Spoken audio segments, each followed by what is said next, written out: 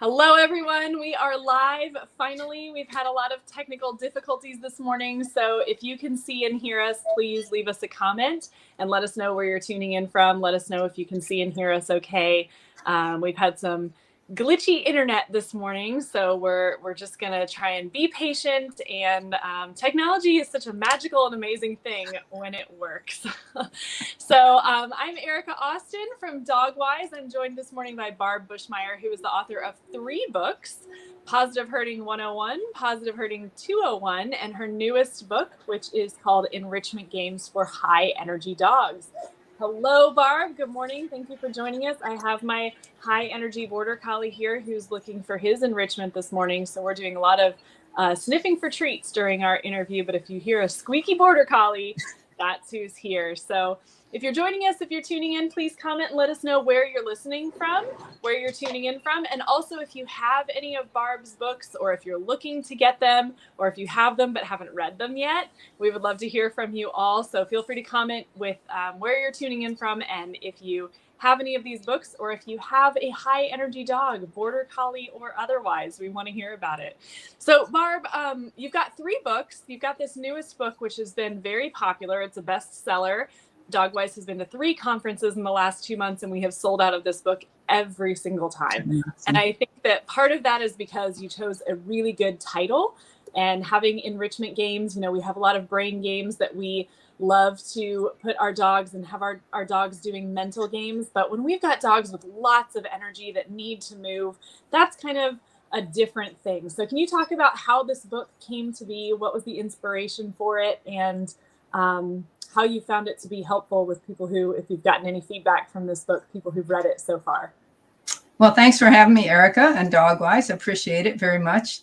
The book came to be out of the actual herding books. I had developed a bunch of games and exercises for my border collies to learn herding skills away from livestock. And people would start playing these games, and other people would see them and they'd say, I'd like to play that game. I'm not really into herding, but that looks like a lot of fun. And they're not just run. They are thought games where you're asking the dog to interact with you, engage with you, listen to you, but yet have fun doing it. And so that's basically where they came from. And then I tried to take them. My herding books are very technical because herding is pretty precise. And this book is, I wanted to make it more of a user-friendly, happy type of book. And so I switched to an all-color format instead of the black and white, which made it a little more expensive for me. But I felt that people would appreciate that. And I've had people tell me stories of, oh, I came downstairs when my mom was visiting and she was looking at your book, and I was like, Mom, you don't even have a dog. And she just had picked it up because it was kind of eye-catching. And then she went through, and I have some really nice, I think, full color pictures of dogs in there. And so, and then as far as, I've had a lot of feedback from people, and the best part of the feedback is they have taken the games in the book and thought of creative ways to use them and incorporate them into ways that really help their dogs. Like one woman, the first game is called Get on Base, and it's really a mat targeting game. And she did that with her dog quite a bit. And then when she went to the vet, she took the mat, and she said her dog was so much more relaxed than usual because her dog was used to this mat. It smelled like, you know, home. It was familiar. It had a lot of reinforcement history on it. And then I've had people tell me they had to play fetch with their dog 8 times a day.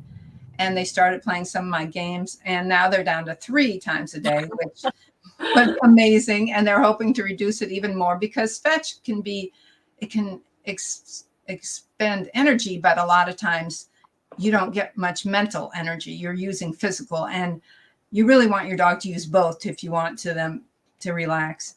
And then the last thing I'd mention is a woman said she was playing the games in a wheelchair. And I just thought it was really, really neat that she was, you know, finding ways. And the other thing is you can do it with puppies. You can do it with old dogs. You can do it with dogs.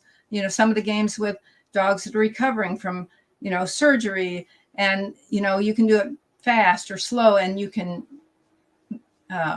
make the games, customize them to suit you and your dog. You add things you like, you get rid of or don't even think about things you don't like. And people are coming up with just amazing ways to play the games. And so that's, I think, the most exciting thing is seeing the creativity and how they are using the games to really grow a bond with their dog and make their lives better, not just enrich their dog's lives, but actually their dog's lives and their lives are better. Yeah. And what a great thing to get feedback from your book and to be able to have people say, I'm able to customize this, and to have that almost two-way communication. You don't get that with a book very often. Sometimes the book goes out into the world and people read it and they apply it, but they don't maybe it doesn't become a conversation. It's a receiving of information and applying that information. So how do you connect with people who are using this book and finding these new ways that people are doing that? Is that through social media? I do a lot through my Facebook group, which is, of all things, Enrichment Games for High Energy Dogs is the name. And then I also have some opt-ins where people can get some, information on the book and that. But a lot of it, I think, is through social media. And I have a lot of good friends that have shared, helped share the book. And then I have really great people like you who take it to conferences. And I've tried to donate some books and some other things to conferences to get the word out. It's just, I'm only really on Facebook. I'm not really a very socially, social media expert. I'm kind of like that for dummies, and I'm not a tech wizard. I'm terrible. So I'm kind of handicapped in that way, but I think my Facebook group is probably the biggest way that people find me. And I've got some exciting things that are going to change in my group and be offered in my group. So I want to invite people to, come on Facebook and join my group. Is that an open to everyone invitation? Is that something that people can just join in on Facebook? It's open to everyone. You do have to be accepted, just because I get these people that are not really, that are trying to kind of scam. And so I try and did not let them in. It's a very safe community, and it's a community where you can, share things and feel supported, that, because we all have problems with our dogs. I mean, if our dogs were all perfect, we wouldn't worry about enriching them or, doing agility, or, we might do that for fun. But I think a lot of the stuff we do is, we do it for our dogs because we're trying to make their lives better, which makes our life better. Absolutely.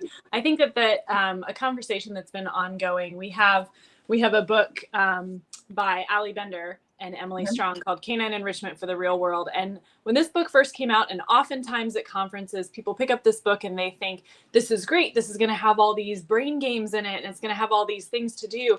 And that's not what this book is about. It's a very text heavy book that discusses the importance of enrichment. And Ali and Emily describe enrichment and define it as meeting your dog's needs. And I was recently at a conference and Ali was there. She was speaking, and she actually was talking about meeting an animal's needs. And she was talking about the humans having needs as well.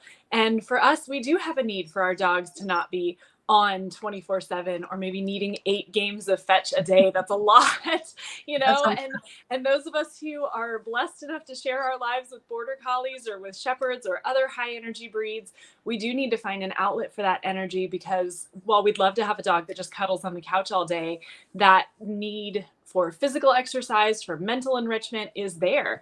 And our needs as humans, as pet guardians, also need to count. And so I'm glad that you've created this safe space on your Facebook group where people can come and come together and share ideas. So if anyone's interested in joining that, Barb said it has the same title as the book, which is Enrichment Games for High Energy Dogs. And go in and join that group and be a part of that community. I'm glad you've created that safe space.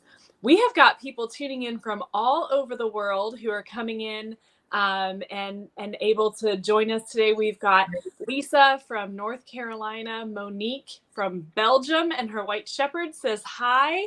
Terry from Kansas, also Liz from England, and Way of Life Dog Training from Toronto, Joanne from New Jersey. Joanne asked, what is the exact name of your Facebook group, Barbara? It is Enrichment Games for High Energy Dogs. And Great. I almost think from what I've learned from people, if I just said Enrichment Games for Dogs, it would have been maybe a better title, because people have found so many ways to use the games with puppies and with older dogs and with dogs that aren't really high energy, but just almost every dog needs something to do. Maybe they won't run around, as much. Maybe they will just walk. And I've seen a woman with a bull mastiff, and she'll do a very small run the bases, which is from one mat to another. I mean, it's not more than like 10 feet. She'll do that for 5 minutes, and her dog and will just walk back and forth, and her dog will conk out. And she said it's just so helpful to have something so simple, and yet it's a way for her to interact and not just be sitting there saying, sit down. Yeah, I think that is something that's so unique about these games is, like you said, they can be modified for puppies, for dogs of any age. But I will say, I think that the title really draws people in, especially at conferences. It's a book that people gravitate to because they think, I have a high energy dog. And of course there's a border collie on the cover, but there's lots of breeds that have energy that need to be expelled. And like you said, it might be at a different speed. It might not be at full tilt border collie sprinting, but it might be a bull mastiff that can walk the bases instead of run the bases. And that's so fantastic. Kath says, hi from Montreal. Please continue to let us know where you're tuning in from. Anyone who has questions for Barb, feel free to put them in the comments and I will read them and then we can discuss. We want to be able to have audience participation during these interviews. So like I mentioned at the beginning of the interview, Barb has 3 books, including 2 on herding. So if you have questions about herding or border collies, or especially about enrichment and about these books, please do let us know. Kara's joining us from Austin, Texas.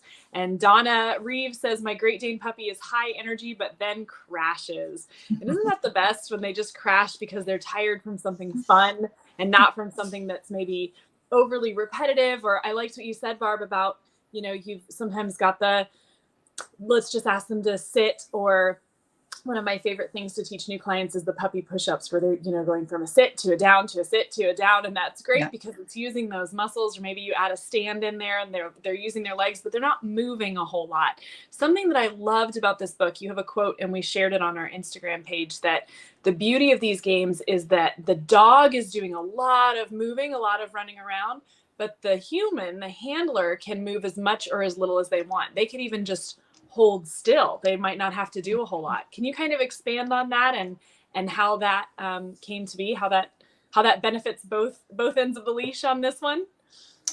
Well, one of my favorite pieces of gear is the flirt pole. And if people aren't familiar, it's usually it looks like a fishing pole, but it's got a short handle, or it could be a long handle. It could be a lunge whip, like for horses with a toy on the end, or it could be a handle about 3-4 feet. There we go. And I actually bought this the first time I ever listened to your presentation. I went online and immediately bought this. It's called the Tail Teaser, and it comes with 2 toys. I probably shouldn't squeak it. We'll see what the dog does. They have a squeak in them. If you're listening with your dog, sorry, I should have warned them.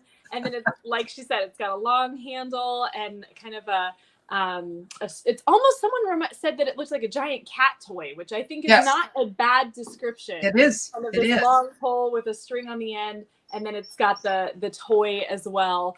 And I have bought now like 7 of these. I just buy them all the time. I give them to clients.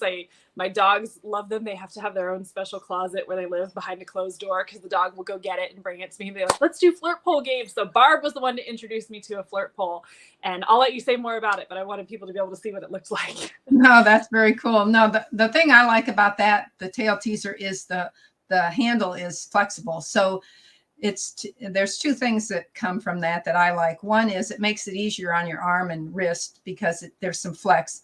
And 2, it makes the squirrel, which is the toy at the end, seem to come alive because there's a tension there. And so it's prey to the dog. And so they really get into it. And you can buy ones that are just a solid pole, kind of like a broom handle type thing.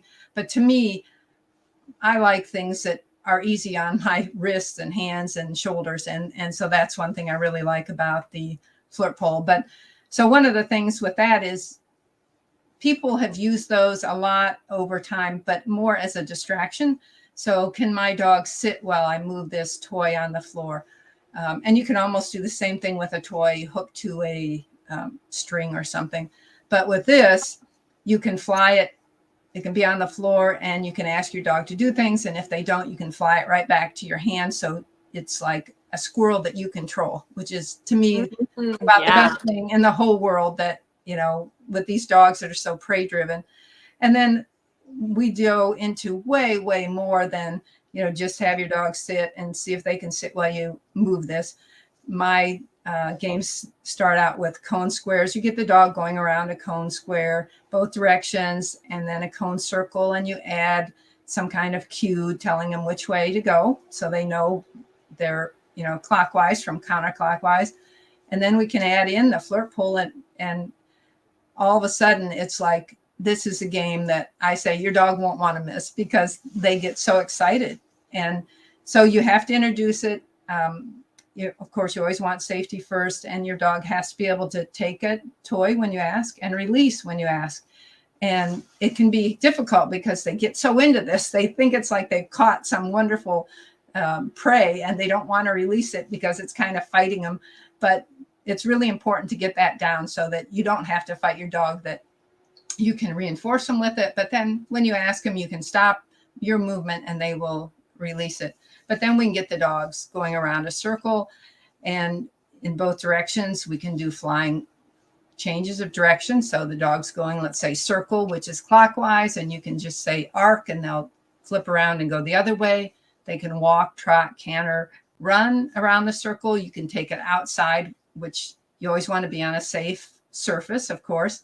And you can expand the circle. I mean, you can make it really big, but you can pretty much stand still, and that you can have your dog running, 40-foot circles around you.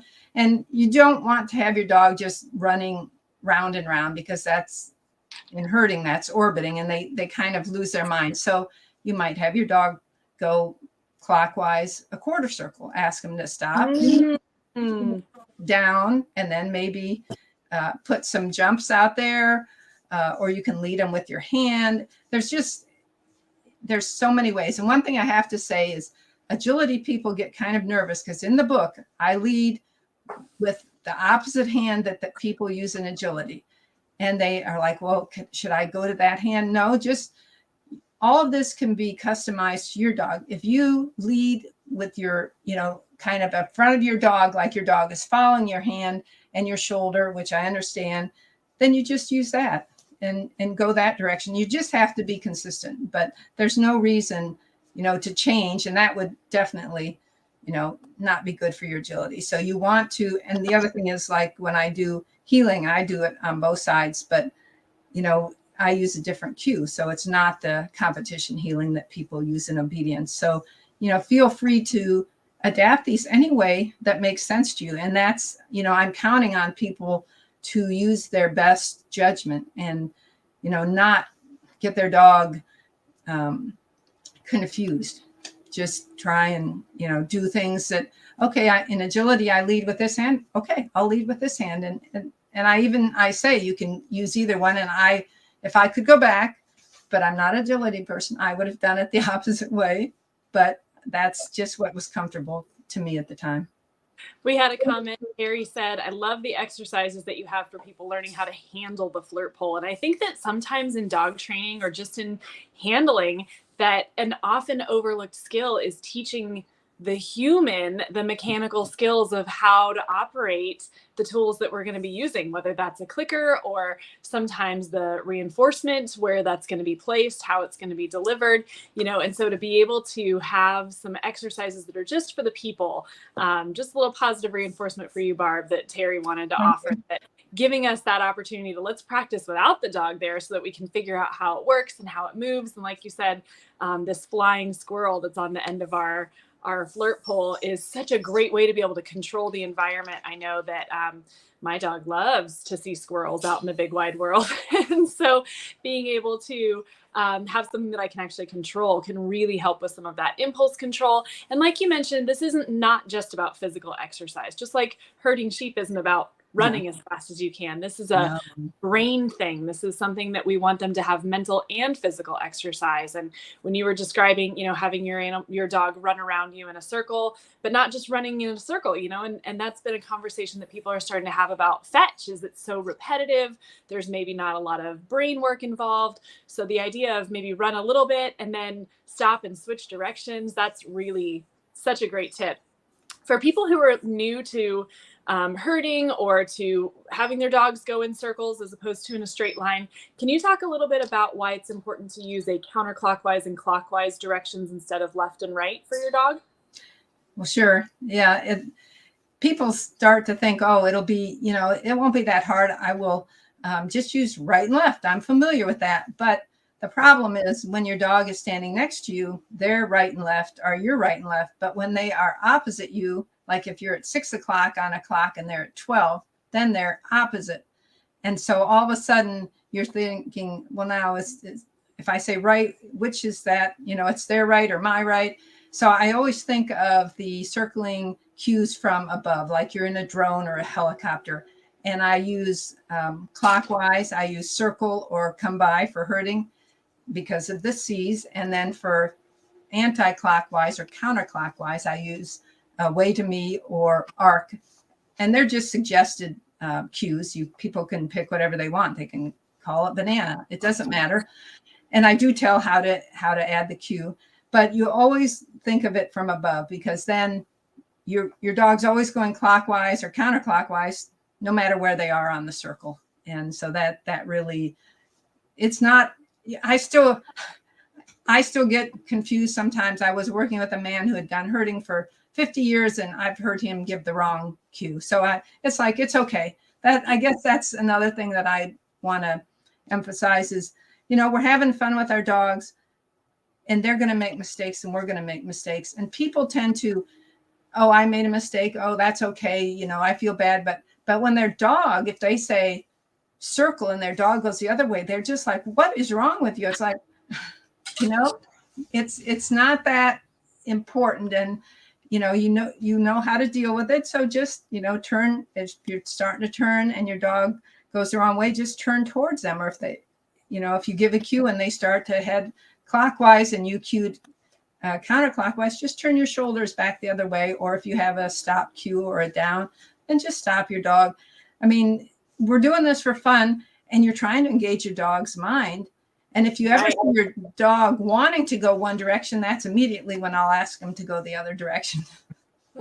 Just to make them think a little bit. Yes. Lisa had a comment I wanted to share. One of the many reasons I love Barb's techniques is that these games also teach self-control for the dog in a fun and in a way that builds a better relationship between the dog and the handler. And that's so important. I think that's such a great point, Lisa. We're wanting to have fun. And Barb mentioned that a minute ago, that this should be enriching for both of us. It should be something that we both enjoy, because if it's not, then it won't be reinforcing and we won't keep doing it. Exactly. Donna said, I am definitely getting a flirt pole. Good, Donna. We highly recommend that. We have a couple of questions that came in a little bit earlier. And Donna, I think that one of your questions was in here. You have your high energy Great Dane puppy and he bites all the time. Any advice would be really helpful.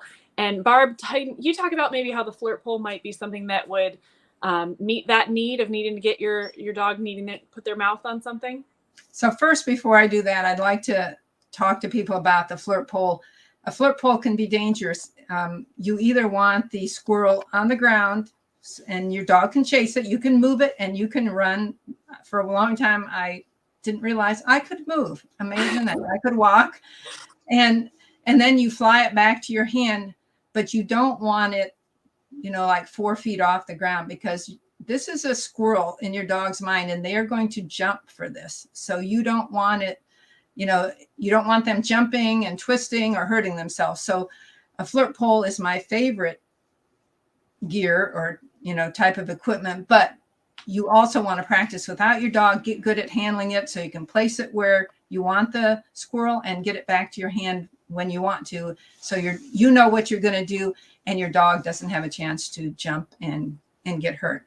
As far as a dog biting all the time, I'm not sure. I think I would work more with a tug. In my book, I have some other games that are like the distraction action, which is just, can your dog do this while you hold a treat in front of their nose, or a tug in front of their nose.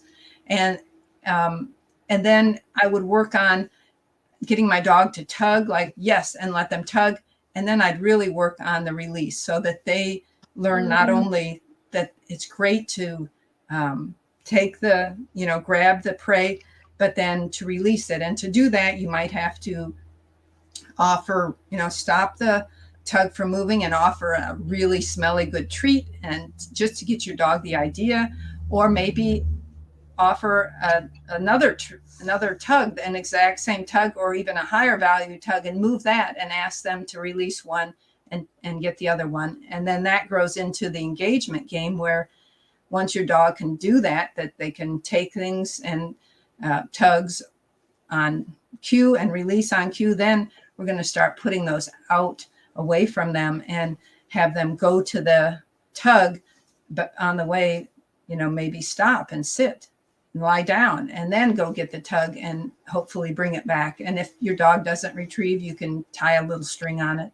But biting, it just depends. I guess I don't feel like I'm an expert at that, but I think that the main thing in my mind is to get the dog to engage in doing something that they get some enjoyment out of biting, but also learn that they can stop, and that it's really reinforcing to stop and disengage from that.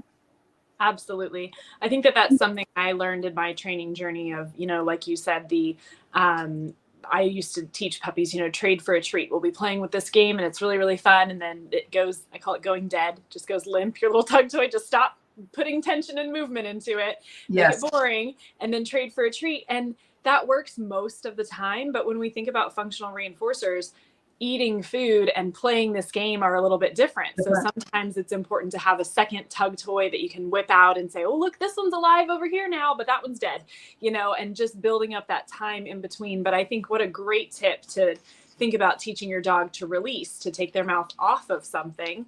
And of course, when it comes to puppies, we're always recommending that we redirect with appropriate things for them to have in their mouth, chew items and things to chew on. So for you, Donna, when you were asking about your Great Dane puppy, we always recommend make sure that they have something they're allowed to chew on. And I think that the flirt pole, that does meet that need.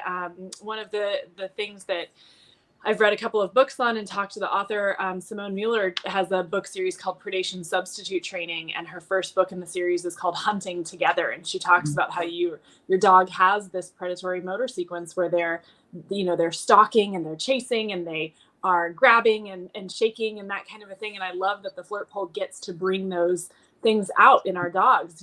They have this need to be able to chase and hunt, but we don't want them to do that to a squirrel when they're on a leash, or a rabbit when they're off leash, or a deer, or whatever it is. So being able to practice and, like you said, getting their brain engaged, saying like, yes, I'm having so much fun doing this thing, but I have practice still being connected and having an engagement history with my handler. So I think that that's a great tool.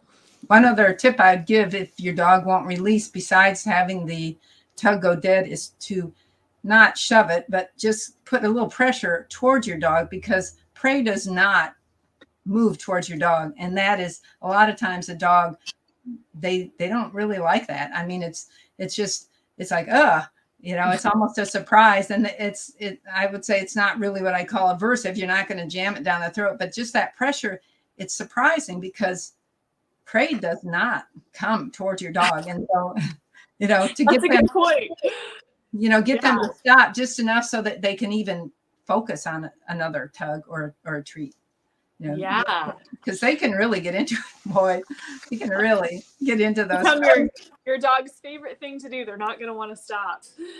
All right, we've got a comment from Kathy I wanted to share. Her Jack Russell Terrier is anxious and fearful, hoping to find ways to help him gain confidence.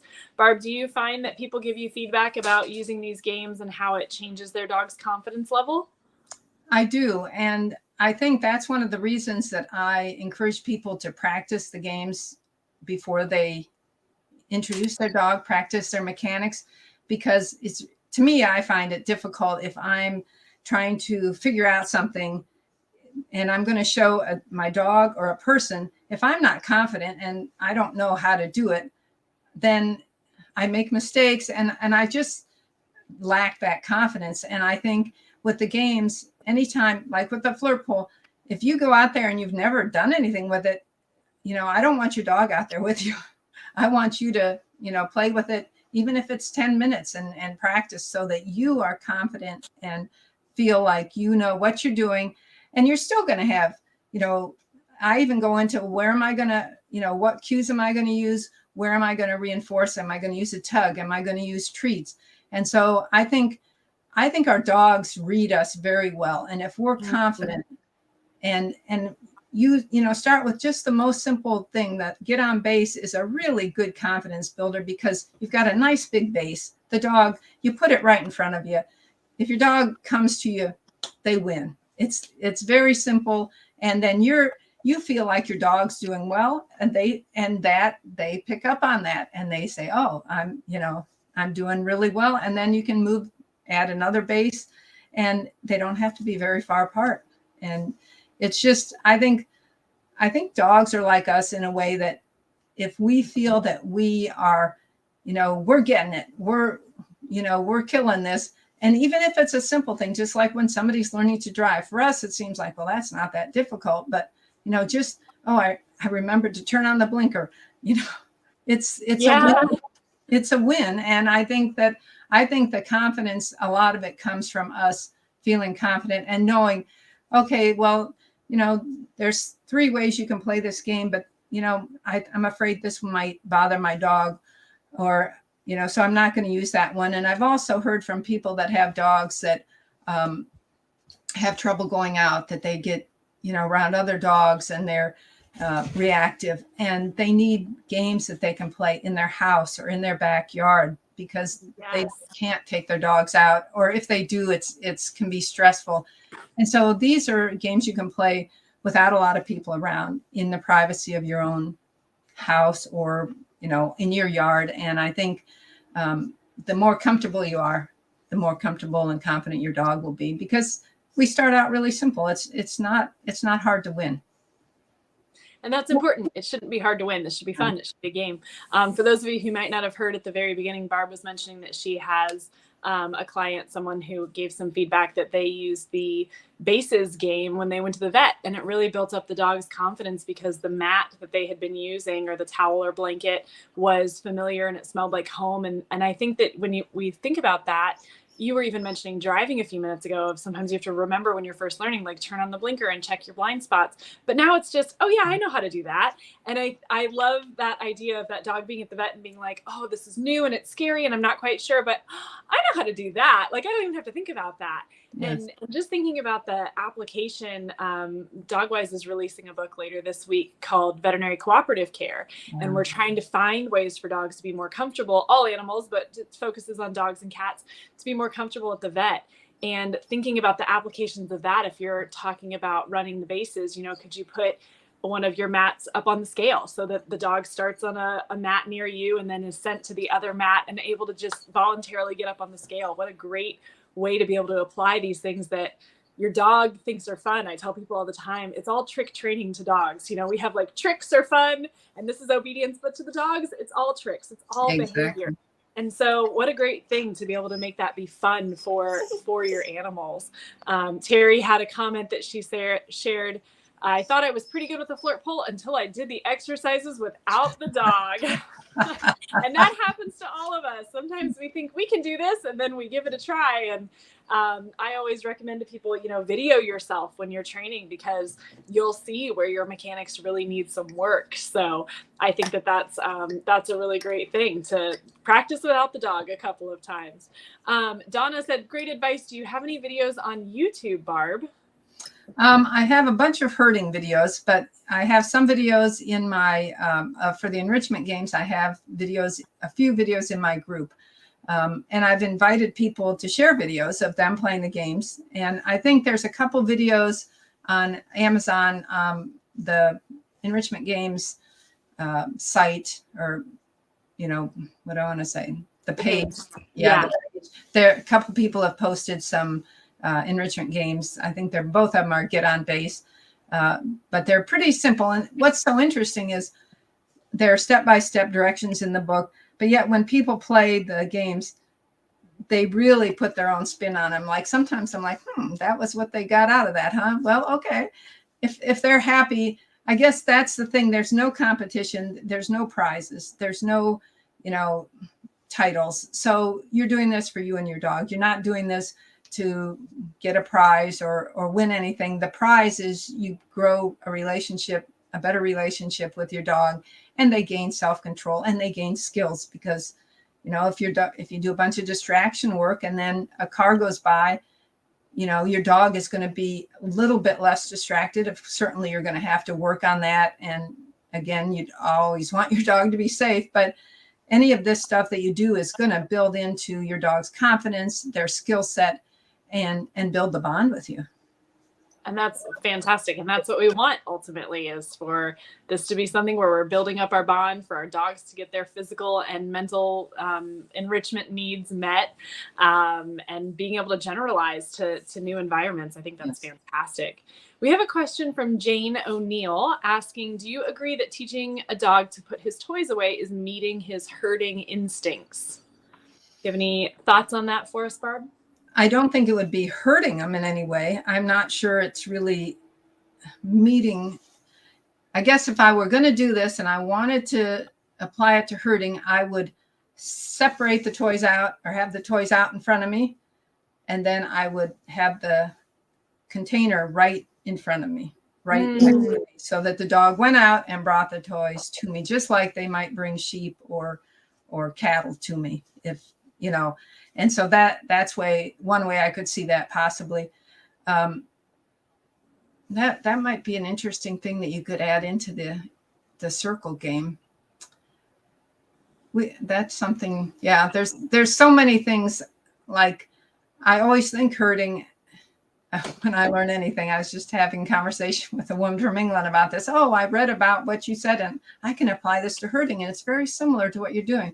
So I don't think it's going to hurt. I'm not sure it's going to really, provide that. I think the circling around the flirt pole squirrel would do much more. But hey, inside, just have the toys out, and then you sit and have the container right in front of you, because in herding, the dog is targeting you with the stock, and so it'd be very much the same thing. Couldn't hurt. Great. Give it a try. Let us know. Yeah. Join the Facebook group and tell us if it works for you. Yes. Joanne wants to know, any suggestions for a dog who loves to chase squirrels and birds but has almost no interest in a flirt pole or tug toys? Well, Joanne, I think you're going to have to get a tug toy that looks like a squirrel, because they have them out there, and I would get that. And the first thing I would do is I would, because you don't have interest in a flirt pole, I always am concerned that sometimes the dogs are a little apprehensive about the handle. So I would take this squirrel toy, and I would get one that you can put a bottle in that goes crunch, crunch, crunch when your dog chews on it. And then I would tie a string to it. And the first time I'd introduce that to my dog, I would drop it like next to him, but immediately pull it away from him. It's got to be just like a squirrel. I would even go so far as to go out to a tree and loop have my tug toy on a string and loop that string over a branch and have my dog there, and have the string long enough that I could release my dog, and then have that squirrel run up the tree. And so that your dog could see that toy run up the tree. I think that might get them the idea that this is really prey. So be creative. Lisa also commented you could also add some squirrel scent to the toy on the flirt pole. That's a very unique idea, Lisa. Excellent. I love that suggestion. Yes, see, Lisa's doing scent work with her dog, and I don't. So see, that's what's so cool is the community. We all have different interests and different skills, and Lisa, that's awesome. That's such an awesome idea. Not only do we have the movement, which is a lot of dogs key on movement, but then to have the smell, that would be awesome. Excellent. Absolutely. I love that kind of introduction to a flirt pole or a tug toy, and kind of how can we make it so that it is interesting to the animal and reinforcing, because that is something that we want. So I had a woman at I did an enrichment games workshop, and her dog would not paid no attention to anything on the flirt pole. And she said, but her dog liked those clams that you put treats in. And she would throw the clam, and her dog would go out and open it up and get the treats and then bring it back to her. And so she said, I just can't get my dog to be interested in the flirt pole. So I said, well, do you have a clam with you? She said, oh, I never go anywhere without one. So she gave it to me, and I had her put some treats in it, and the flirt pole, I think it might have been the tail teaser, has quite a large loop on the end, and that clam, fit right in there. Yeah. You can't see it there, but it's like, I think it's about 4 inches, the loop is. And the clam fit in, and then we shut it there, and she put it down, and that dog just went after it like it'd been doing, that its whole life. And I do love that about this tail teaser toy. It comes with an extra toy, but then you can remove this right off there really easily. And I hadn't thought about adding another thing on there. My dog is crazy about a Kong, and I've seen people who've run a loop or run a rope through the Kong and then put that on a flirt pole, on a homemade flirt pole even. And to be able to say, if that's the thing that your dog loves and finds most enjoyable, then use what they like, use what they've got. Oh, so, yeah. And I've got some squirrels that I got from England, and they were quite long and thin, but and they've got some, I'm sure it's fake hair, but they're tough. And so, you get a dog really pulling on a lunge line a lunge whip, and they can put a lot of pressure on it. My dog, he likes to flip over and lay upside down and let me, I kind of drag him a couple inches here and there. He just has such a good time with that. But I mean, you get a big dog, they can put a lot of pressure on it. And that's a nice thing about, you can add any kind of, like a lot of dogs like those tugs that have that crunchy in them, because it's like a crunch in the bones.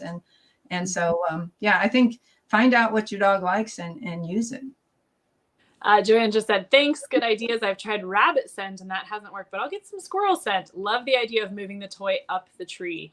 That's something that's so great about these flirt poles, is you can kind of dance it up the tree and bring it back down. And I love using that with the dogs that I work with, because they seem to find it very engaging, very interesting, for sure. Right. And there again, you just have to be very careful, because if your dog sees that, they're going to try and get up that tree. So you would want it such that, I just can't emphasize safety enough, because if you get hurt or your dog gets hurt, that's no fun. And, and a flirt pole is my favorite toy. I've used it for, oh my gosh, 20 years. And I've never had a dog hurt, knock on wood. But, I keep it, I'm very adamant to keep it low to the ground, moving on the ground, moving away from them. And I sometimes, to reinforce them, I will fly it to them. I'll say yes, and then fly it right to them. So it can go to them if that's what you want. But, that zone about 4 to 5 feet off the ground, that's like the no-fly zone, because that's where your dog will get into trouble if they try and get it. Yes, everyone remember that we're playing with squirrels, not flying squirrels. So they should act like a squirrel, be attached to the floor would be good. There you go. Or a There you rabbit, just like a rabbit. Yes. Kathy said, thank you so much. I have your book, haven't read it yet. Definitely going to start. Kathy, we hope that you enjoy this book. It's a really fantastic book. For those of you who don't have the book yet, it is available for sale on dogwise.com. We encourage you to come check out this book and Barb's other books at Dogwise. And Barb, do you have a copy of your book you can hold up? I do. Well, I've got I one had a behind copy. you. We sold out at the conferences, and so I don't have a copy to hold up. So go and get your copy of Enrichment Games for High Energy Dogs at dogwise.com. And Barb, thank you so much for joining us today, for being here and doing this interview with everyone. And thank you for everyone who joined in and asked great questions. So we will see you all next time. Thank you so much. Dawn says, love your book, Barb. I do too. I also love Barb's books. I think they're fantastic resources. Everyone should have them. Add it to your bookshelf. So thank you everyone for so coming. I appreciate it. Thank you, Erica, and everyone. Enjoy.